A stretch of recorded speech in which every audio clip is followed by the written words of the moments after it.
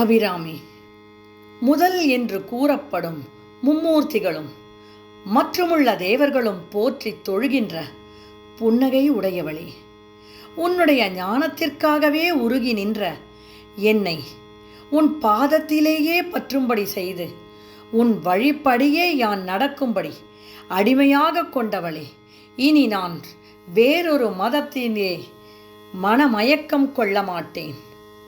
அவர்கள் செல்லும் வழியிலேயும் செல்ல மாட்டேன். பதத்தே உருகி நின் பாதத்திலே மனம் பற்றி உன்றன் இதத்தே ஒழுக அடிமை கொண்டாய். இனி யான் ஒருவர் மதத்தே மதிமயங்கே